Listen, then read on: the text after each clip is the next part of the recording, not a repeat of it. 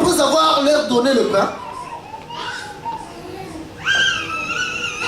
au 27, au 26, il a dit, après avoir chanté des cantiques, ils se rendirent à la montagne des Oliviers.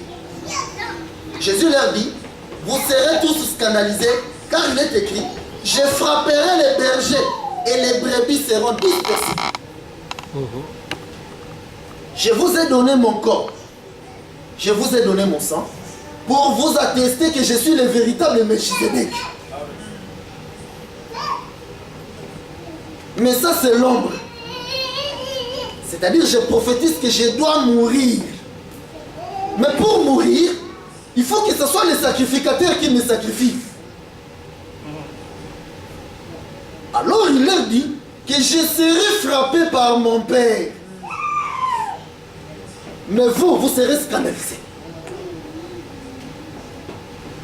Il est écrit, je frapperai les bergers. Vous comprenez? Donc Uza, c'est un berger. Ce n'est pas pour rien que Dieu a frappé Uza. C'est un berger. Vous voyez ça? Mais ce qui nous intéresse, c'est que il vient, il prend 3 d'entre eux. Il monte. Vous voyez la suite des événements. C'est pourquoi je suis en train de lire, pour qu'on voie la suite des événements. Maintenant, après, il monte à la montagne de Gethsemane. À la montagne de Gethsemane, il leur dit, veillez ici 1 heure avec nous. 1 heure seulement. Lui, il s'avance, se prosterne, il commence à implorer son père qui devait le frapper. Si c'est pas possible que tu ne me frappes pas, regarde, je suis vraiment ton fils unique. Est-ce que c'est pas possible que tu écartes, tu le sauves autrement? Ceux qui disent que Jésus n'a pas souffert, ils ont tort. Quelqu'un qui a plaidé pour que Dieu écarte, il exhorte Dieu, tu es puissant. Hein? C'est-à-dire il fait l'adoration. Tu es puissant, donc tu es capable de tout faire. Bon, alors, comme tu es capable de tout faire, tu ne peux pas la coupe, hein? L'écarter. Mais toutefois, que ça soit ta volonté. Ce qui nous intéresse, c'est quoi? Il l'a fait une fois. Il revient, il trouve les apôtres endormis. Il les refait une seconde fois. Il les trouve encore endormis. Il revient une 3e fois. Il aurait pu continuer. Parce qu'il continue à dormir. Il aurait pu continuer, venir une 4e fois. Mais la Bible nous dit qu'il l'a fait 3 fois. Il a réveillé les apôtres 3 fois. Parce qu'elle ne pouvait pas prier pendant 1 heure. C'est ça ce que nous allons voir, les 1 heure. C'est les 1 heure qui nous intéressent aujourd'hui. Les apôtres n'ont pas pu prier 1 heure. Mais Jésus a prié 3 fois dans ces 1 heure.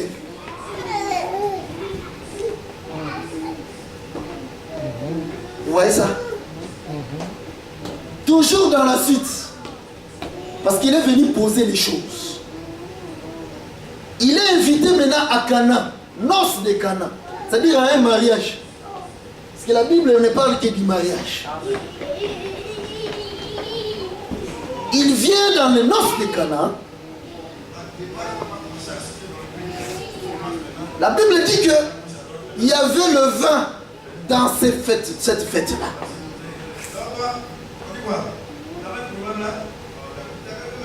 Le vin est fini. Alors sa mère, qui savait qui il est, vient lui dire que non, c'est à toi maintenant de rentrer en scène. De donner maintenant le vin. Jésus vient voir 6 vases qui étaient là. Ce n'est pas par hasard qu'il y a 6 vases là. Amen. Mais il y aurait pu aucun vase. La Bible dit qu'il y a eu là 6 vases. Dieu fait tout avec un but. Alors maintenant quand Jésus avance, il dit remplissez d'eau ces 6 vases. Ils prennent les 6 vases, ils les remplissent d'eau. Alors prenez maintenant, allez donner au coordonnateur de la fête. Quand il boit, il voit que l'eau qui était dans les 6 vases s'est transformée en vin. Sur toute la terre, vous allez parcourir, ils vont vous donner des explications tordues. D'abord, pourquoi il y avait 6 vases? Et qui lui, il est. C'est ça ce que nous allons voir. La Bible détermine que c'était des vases de pierre. C'est-à-dire il y avait 6 vases de pierre avec de l'eau. Et un homme en train d'ordonner, de parler. Un homme en chair en train de parler. Donc 6 vases de pierre face à un vase de chair. Vous voyez là où il a pris ça? Là-bas, il avait écrit sur des tablettes de pierre. Mais ici, il doit écrire dans les cœurs, dans la chair. C'est-à-dire que Jésus était le 7e vase, mais différent des autres. Mais remarquez une chose. C'est lui qui ordonne. Mettez l'eau dans le premier. Mettez l'eau dans le deuxième. Mettez l'eau dans le troisième. C'est la création. C'est ça. Voilà pourquoi il devait dire que la lumière soit. C'est ça. Amen. C'est-à-dire il regarde le premier vase. Que la lumière soit. C'est ce qui se reproduit ici. Il a crié. Mais le problème est qu'il nous a dit qu'il n'a jamais parlé clairement. Tout le problème, il est là. C'est-à-dire qu'il faut les comprendre très bien. Malgré qu'il fait ça, c'est la parabole. Quand tu comprends ça, tu ne seras jamais agité. Tu vas toujours poursuivre. Bon, j'ai vu la parabole. Maintenant, explique-moi qu'est-ce que ça signifie. Alors tu auras la vie. C'est ça l'évangile que nous sommes en train de prêcher. La pensée réelle, la pensée cachée dans le cœur de Dieu, dans les profondeurs. Ici sur la terre, nous voyons les Guantanamo et autres, on torture les gens pour qu'ils sortent les secrets qu'ils ont. C'est-à-dire face à la torture, ah non, non, non, non, non, lâche. Qui va nous torturer, Dieu? Pour qu'ils sortent ces secrets. Personne. Voilà pourquoi ces secrets sont bien gardés. Il ne les lâche que lui-même.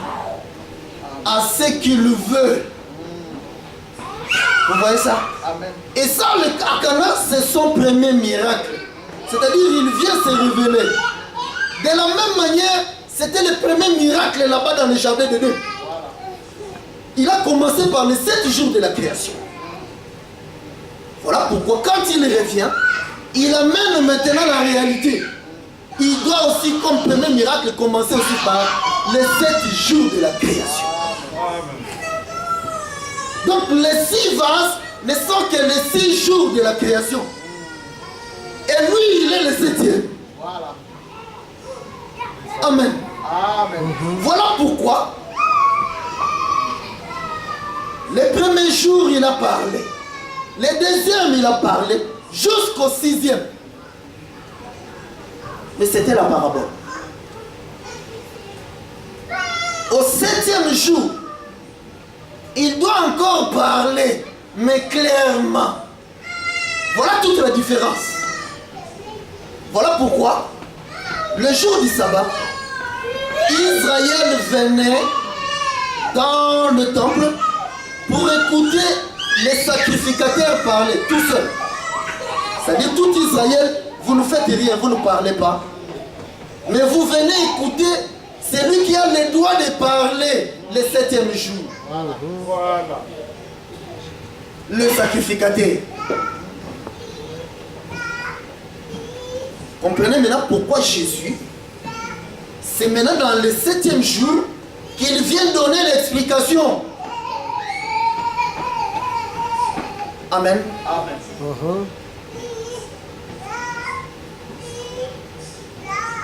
Et ça, c'est tout le secret de la Bible.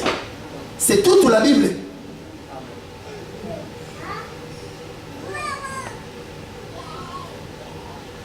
C'est pourquoi, quand il prie 3 fois, il devait être à Gethsemane, c'est-à-dire à la montagne. Voilà pourquoi la Bible fait du bruit sur le lendemain. Le lendemain, 3 jours après, c'est-à-dire c'était déjà au 6e jour. Et au 6e jour, il faut qu'il monte à Gethsemane, prier 3 fois. C'est-à-dire prier, c'est travailler. Et dans le 7e jour, il n'y a que le sacrificateur qui a le droit de travailler. Pas toi, Pierre. Pas toi, Jacques. Non, vous devez dormir. Parce que dormir, c'est mourir. C'est ne pas exister. Amen. Amen. Le seul qui existe ce jour-là, c'est lui qui doit travailler aujourd'hui, demain. Et le 3e jour, il a fini. Voilà pourquoi nous avons démontré que quand Israël est rentré à Canaan, Dieu leur dira, vous allez ensemencer la terre pendant 6 ans. Mais le 7e, vous ne ferez rien. Mais par contre, si vous vous dites, que, mais comment nous allons manger alors que nous n'allons pas s'aimer? Dieu vient répondre qu'au 6e jour, je vous amènerai une bénédiction pour 3 ans. Amen. Amen. C'est ça qui nous intéresse. C'est-à-dire, cette introduction du 6, nous voyons donc le 6e jour qui introduit le 7e. Vous comprenez maintenant pourquoi Jean-Baptiste a dit qu'il est venu pour manifester cet homme-là. Mais cet homme-là, sa particularité est qu'il vient après lui. Mais il était avant lui. C'est-à-dire qu'il n'a pas de père, il n'a pas de mère. Il n'a pas de commencement, il n'a pas de fin. C'est pourquoi nous avions dit que quand ses parents l'ont oublié dans le temple, ils ne pouvaient pas l'oublier ailleurs. Ça devait être que dans le temple. Vous voyez? Quand les parents viennent, il fallait qu'ils les enseignent. L'enseignement était pour les parents. Toi tu m'appelles, je suis ton fils. Toi tu me dis que je suis ta mère. Non! Je venais déjà de séjourner 3 jours dans le temple. Je n'ai plus de père, tu es morte. Tu es mort. Je n'ai plus de mère, tu es morte. Mon seul père, c'est Dieu. Parce que Melchizedek, son père, c'est seulement Dieu. Parce qu'il est le fils de Dieu. C'est Hébreu qui nous dit ça. Amen. Amen. Maintenant, regardez. L'homme qui porte une cruche d'eau, c'est ces 6 jours. C'est Jacob. Nous, on l'a vu. C'est Jacob qui porte les 6 vases. Les 6e jours, c'est là où nous avons vu l'homme apparaître. Amen. Mais, cet homme a l'eau. Le seul problème est que ce eau-là n'a rien fait. C'est pourquoi on a regardé les bien-aimés et les sacrificateurs Aaron. Mais toi, tu as tué beaucoup d'animaux, tu as tué beaucoup d'animaux, mais c'est inutile. C'est Paul qui dit ça dans Hébreu. Les animaux que tu as sacrifiés, c'est inutile. Ils n'ont rien fait, nos péchés sont toujours là. Voilà. Alors quitte.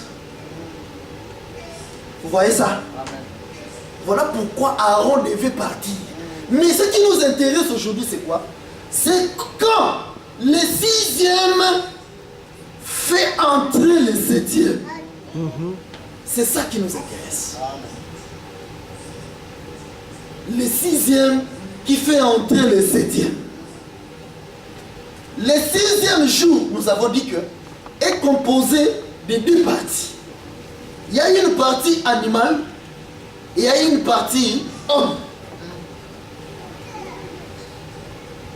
Dieu a d'abord créé l'animal, ensuite il vient créer l'homme. Mais les deux, ils sont ensemble, c'est des jumeaux. Amen. Amen. C'est Ésaü et Jacob. C'est des jumeaux. Ils sont inséparables. C'est la même personne. La même personne veut dire le 6e jour. Mais 2 parties. Ésaü est un animal.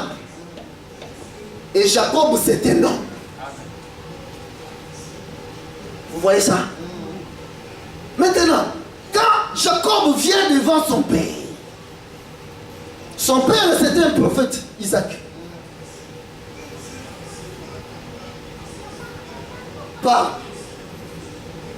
Jacob a parlé. Tout ce que Jacob a fait ce jour-là, il a parlé. Vous voyez ça? Le père a écouté la voix de Jacob.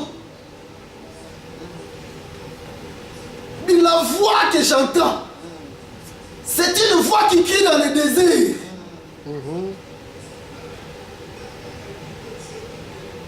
Amen.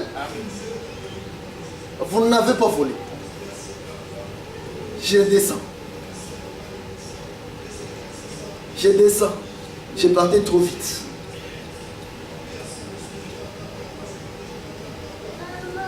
Élisabeth est tombée enceinte.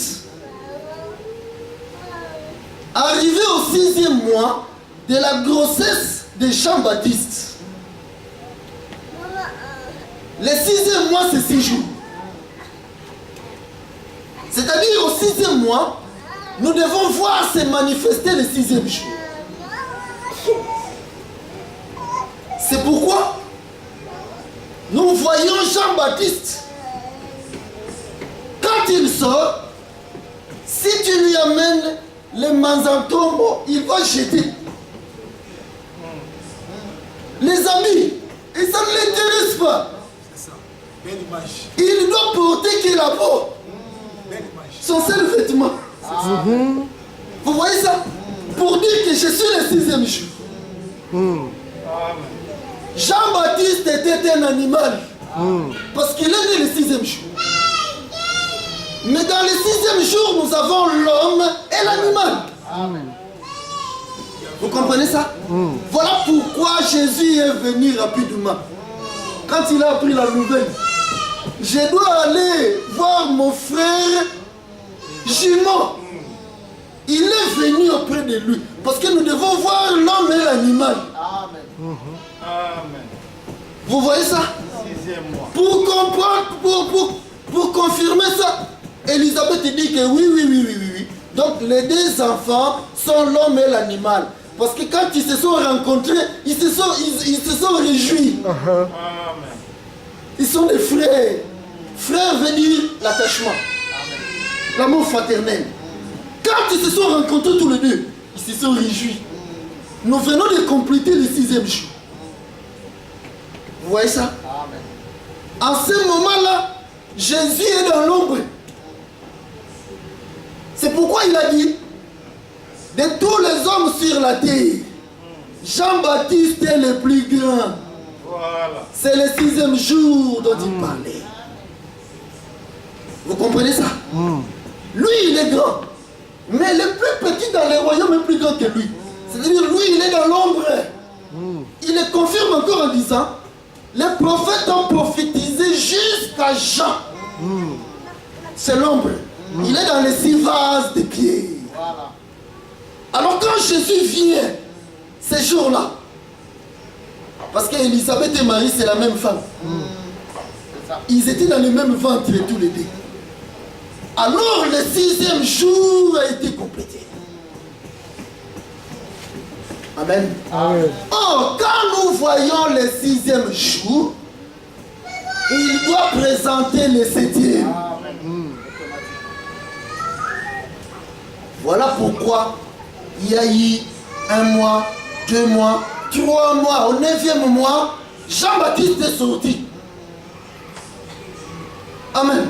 C'est pourquoi nous avons dit que les pourquoi de la femme qui doit enfanter après 9 mois. Il s'agit que des 7 jours de la création. C'est-à-dire les 6 jours de la création, plus le 7e jour qui se manifeste en 3 façons. C'est-à-dire l'eau, le sang et l'esprit. Vous voyez ça? Jean-Baptiste, c'est toujours l'ombre. Mais il s'est présenté avec un habit de peau. C'était un animal. On vient,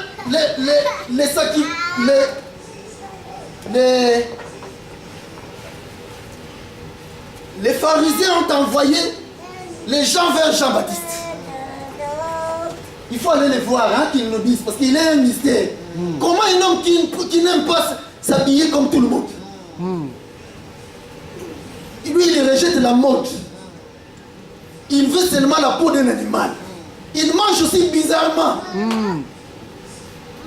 Allez lui demander, c'est un mystère pour nous. Ils viennent. Nous venons te poser la question. C'est pas n'importe qui, c'est des sacrificateurs. Ils viennent. Dis-nous si tu es le 7e jour. Parce que le sacrificateur, c'est le 6e. Vous voyez ça? Aaron, qui avait son animal, c'était le 6e. Dis-nous si c'est toi le 7e. Voilà. Vous me cherchez des problèmes. Non, moi je ne suis pas le 7e.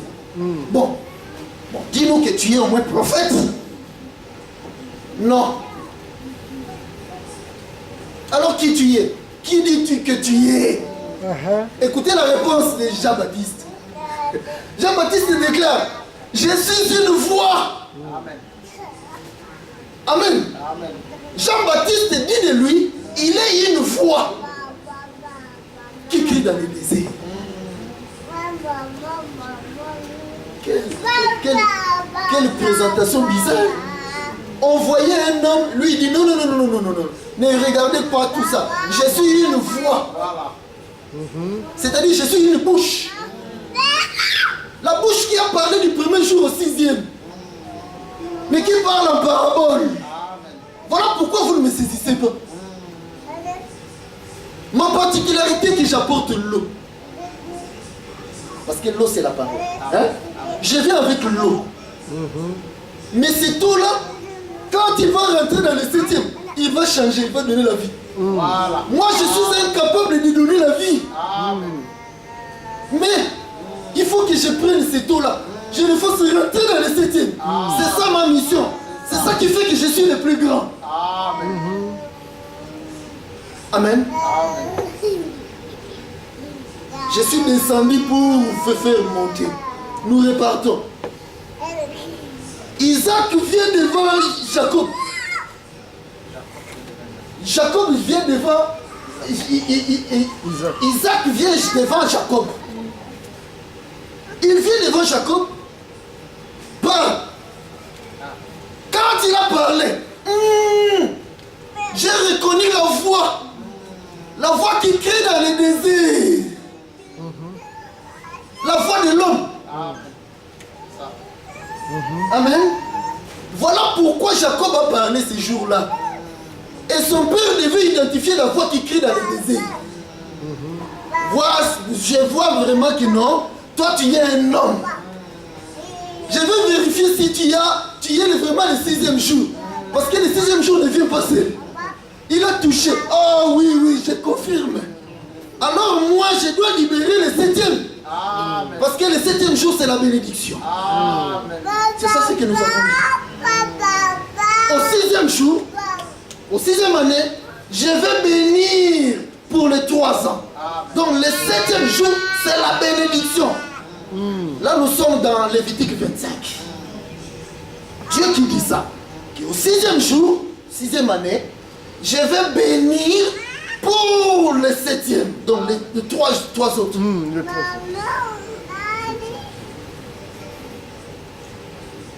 Dieu vient dire, moi je ne suis pas un homme pour mentir. C'est-à-dire je ne suis pas Jacob. Donc pour confirmer que c'est un homme, il doit mentir. Les 6 jours de la création, nous voyons l'homme apparaître. Dieu a créé l'homme au 6e jour. Voilà pourquoi il est menteur. Si l'homme avait été créé le 7e, oh, ce sera la perfection. Voilà pourquoi tu es menteuse. Voilà pourquoi tu es menteur. Parce que tu as été créé le 6e jour. Mais maintenant, le 6e jour a le rôle de te faire rentrer dans le 7e.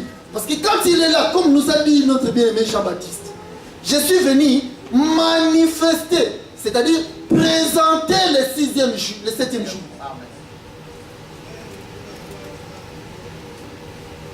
Et Dieu le dit encore autrement. Il dit que Jean-Baptiste est l'aurore. C'est-à-dire la lumière du matin qui vient présenter la lumière du soleil. La lumière du jour. Mais c'est une lumière. Seulement, c'est la lumière du 6e jour. C'est-à-dire, c'est l'eau qui ne purifiait que le corps. C'est-à-dire, si nous on avait été là, on allait apporter à Israël les savons. Hein? Parce que ça ne nettoyait que leur corps. Ils étaient propres. Hein? Ils étaient très propres. Seulement, ils ne savaient pas que l'eau ne peut pas purifier l'âme. Parce que l'eau, il s'est lavé. Mais maintenant, quand le vin vient, le vin, on ne se lave pas. On boit. Il doit rentrer dedans. Parce que ça ne concerne plus le corps. C'est maintenant l'âme. Vous voyez ça? Mais Jésus maintenant ordonne, va remplir d'eau les premiers jours, les premiers donc vase.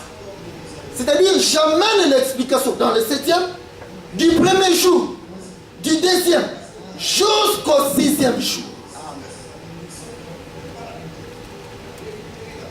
Voilà ce que Dieu a fait.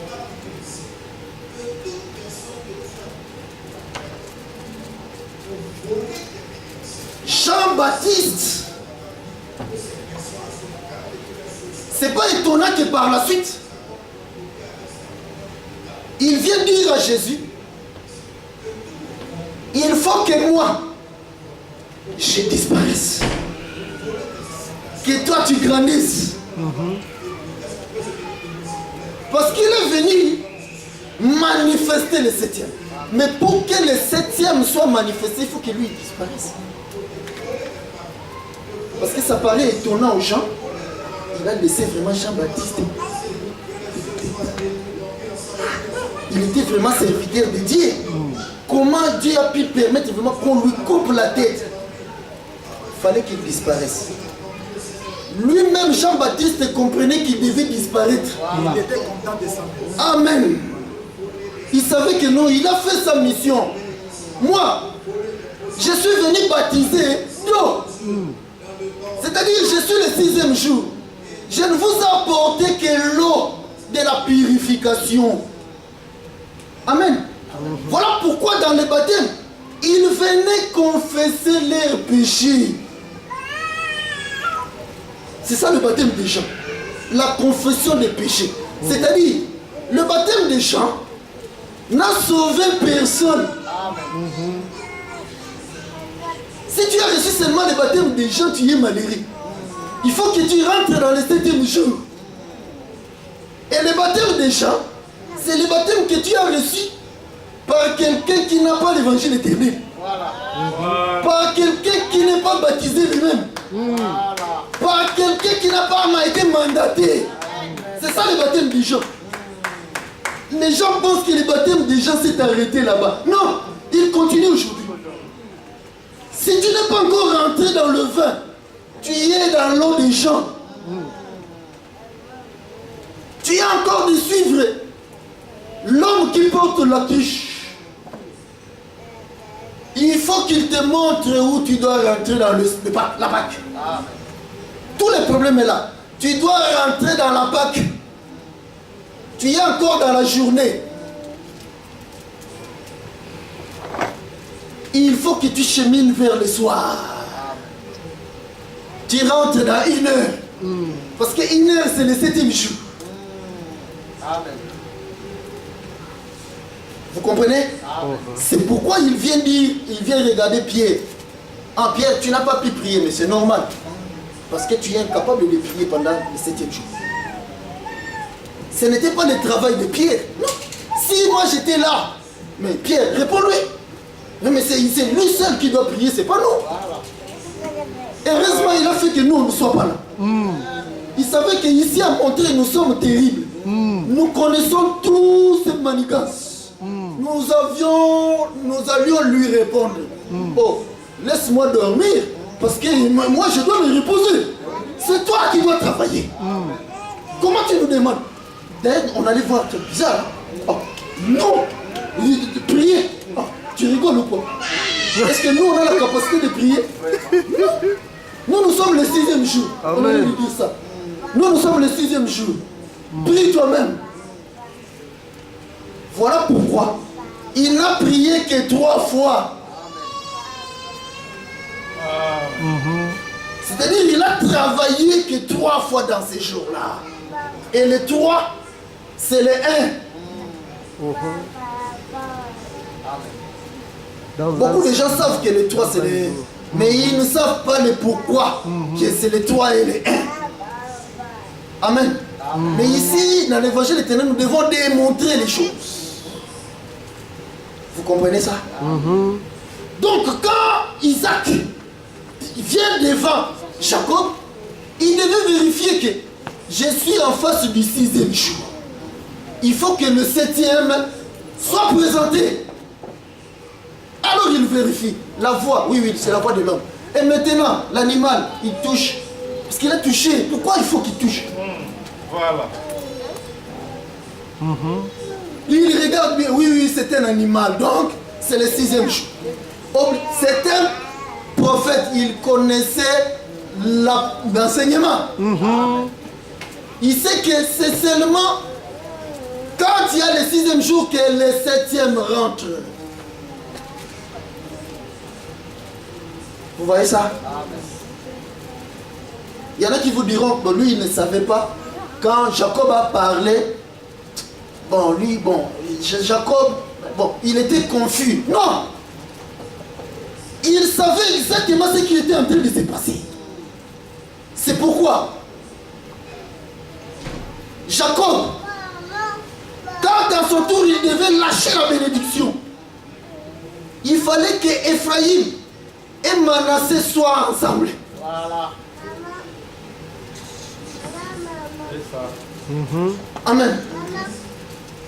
Et quand son fils vient lui dire que non, papa, toi tu ne vois plus. Il lui dit non, mon fils, au contraire. Je vois très très bien qu'ils doivent être là tous les deux. Et ma main droite ne doit jamais aller à Ésaü. Voilà. C'est ça. Amen. Il connaissait l'enseignement, il l'a vécu lui-même. Ma main droite ne peut pas aller à Ésaü. Non. Ma main droite doit aller au cadet. Parce que le cadet a déjà pris le doigt d'aînesse. Nous avons vu Ephraïm prendre le doigt d'aînesse de Manassé. Nous avons vu ça. Il ne faut pas aller dire ça dehors. Hein? On va vous lapider. Donne l'écriture. Parce qu'il y a un esprit de contestation. Quand la révélation sort, ils viennent toujours. Donne l'écriture. Ils ne savent pas qu'il y a des écritures dans des écritures. Ici, Jacob et Ésaü, nous avons vu Manassé et Ephraïm. Nous avons vu Uza et Obed. Seulement il faut avoir ces yeux-là. C'est-à-dire, c'est quand les yeux naturels sont morts que tu vois. Si tu continues de voir avec ces yeux-là, tu ne vois pas. Non. Tu ne verras que la lettre. Tu vas mourir. Amen. C'est ça ce que Dieu a fait. Il faut voir avec les yeux spirituels.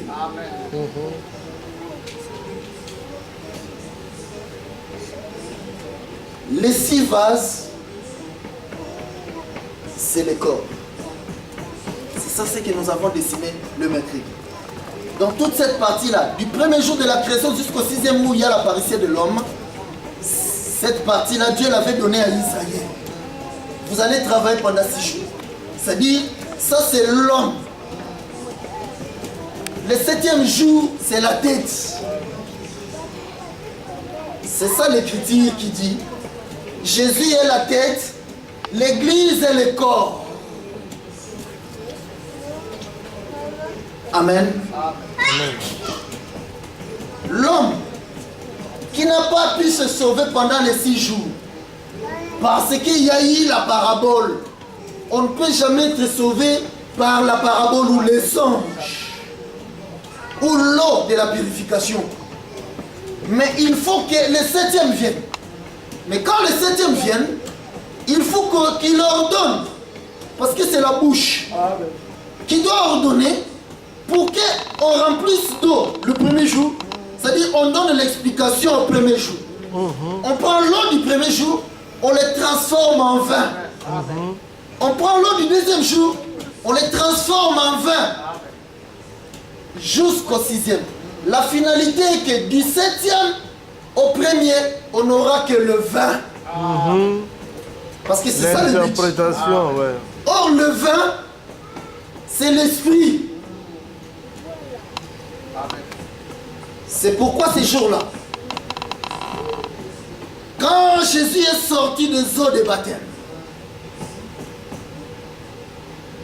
l'esprit devait descendre. Vous voyez ça? L'esprit est venu. Jean-Baptiste dit que l'esprit est venu et s'est arrêté. C'est-à-dire l'esprit est venu faire la résidence sur lui. Parce qu'en ce moment-là, Jésus en sortant de l'eau, c'est-à-dire il est l'eau. Il faut que le vin vienne. Ça c'est maintenant la réalité de ce que nous avons vu avec Jean-Baptiste et lui. Ça c'était toujours l'ombre. Parce que Jésus, quand il était là encore, il y avait l'ombre et la réalité qui cohabitaient. Là c'était l'ombre. Il devait nous montrer ce que la réalité devait être. Alors c'est pourquoi il est rentré dans l'eau de baptême. C'est-à-dire pour devenir les 6 vases. S'identifier que je suis la parabole. Maintenant il faut que l'esprit vienne pour interpréter. Voilà pourquoi la loi ne devait jamais disparaître. Si la loi avait disparu, Jésus serait resté la tête seule. La loi c'est le corps de Jésus. Beaucoup de gens font du bruit. Mais ça c'était à l'époque de la loi. Tu n'y es pas. La loi dit ne volez point. Qu'est-ce que la grâce dit? Ne volez point. La loi n'a pas disparu. Ils ne comprennent pas ces choses. C'est juste Aaron qui a déchiré son vêtement. Il ne s'agit que de ça. Vous voyez ça? C'est Aaron qui a disparu, c'est pas la loi. Aaron a regardé. Ouza était là. Il est venu poser la question. Dis-moi, dis-nous, parce que nous devons savoir les sacrificateurs. Hein? Nous devons savoir, devant Jean, nous devons savoir si tu es le Messie. Aaron a posé la question à Ouza. Dis-nous si tu es Melchizedek. Ouza lui a répondu, tu l'as dit. Vous voyez, calife, c'est les sacrificateurs. Ah, il savait que non, quand le Messie viendra, c'est Melchizedek. Moi, je dois disparaître et que lui, il grandisse. Voilà pourquoi il a déchiré ses habits. Il a disparu de la scène. Parce que le vin est disponible. Le vin aujourd'hui, c'est l'évangile éternel. Partout où on prêche, c'est l'eau. Ne soyez pas étonnés que quelqu'un vienne exposer très bien. ne volez pas, ne tuez pas. Ne soyez pas perturbés, c'est l'eau. La personne est toujours dans les 6 vases de la purification. Si quelqu'un parle comme ça, hein, il faut scandaliser aussi les gens. Quelqu'un prêche, il finit. Toi, tu viens devant le prédicateur. Mais j'attends le vin.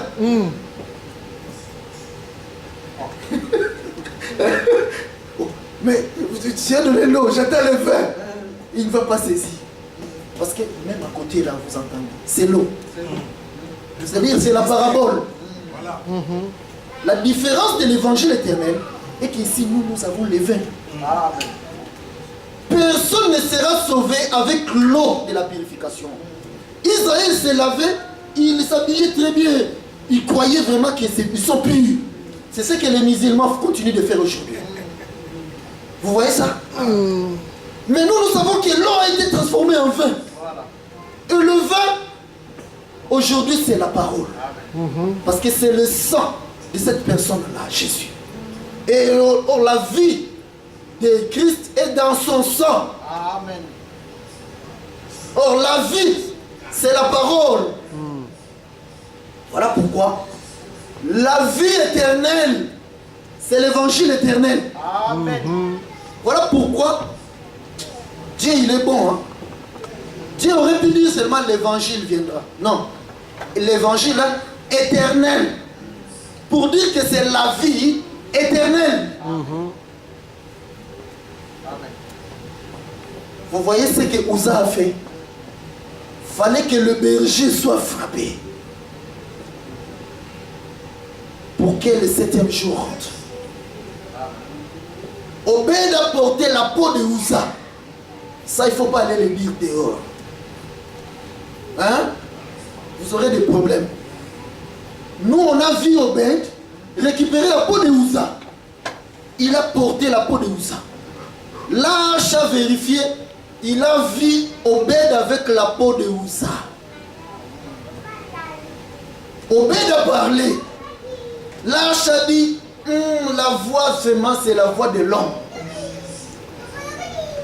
L'arche a touché, parce que l'arche bouge. Il a trouvé que oui, ça c'est la peau de Uza. L'arche est entrée dans la maison d'Obed. Voilà la réalité. Obed, c'est toi, nous l'homme. Nous étions sans espérance hier. Il a fallu que Jésus-Christ meure. Il nous fasse porter sa peau pour que la bénédiction nous vienne. Amen. C'est comme ça que Dieu a disposé les choses. Il avait fallu qu'on attrape Joseph, qu'on le tue parce qu'on l'avait mis dans la citerne par ses frères. Parce que ça doit toujours être ses frères.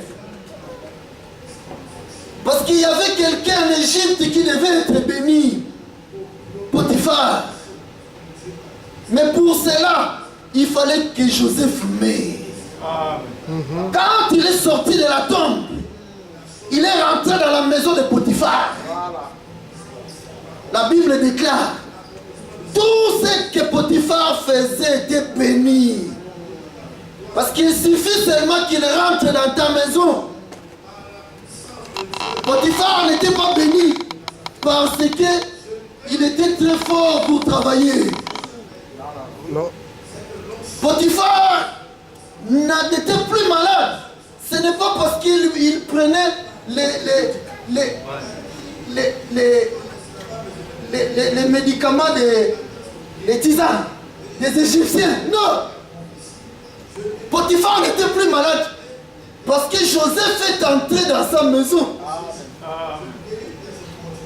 La bénédiction, c'est notre droit. Il te suffit de faire entrer Joseph dans ta maison. Et tu réclames ces droits-là. Nous devons changer notre façon de prier. C'est notre droit. Obed n'a pas demandé la bénédiction. Mais la bénédiction l'a suivi. Il lui suffisait de toucher à quelque chose. Ça s'est transformé en or. Pourquoi? Parce qu'il a reçu une visite. La visite de l'ange. qui est rentré dans sa maison.